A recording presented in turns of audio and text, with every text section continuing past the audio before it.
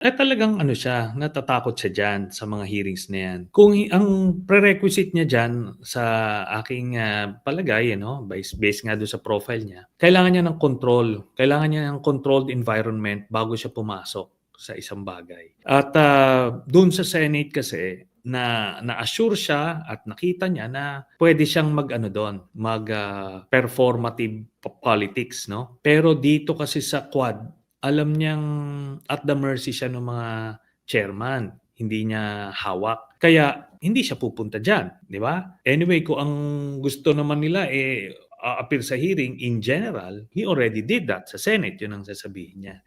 Kaya Hmm. kahit anong pero maganda ito 'pag itino-taunt mo siya, malay mo sa yabang niya kasi yun ang ano siya, conflicted siya minsan, eh.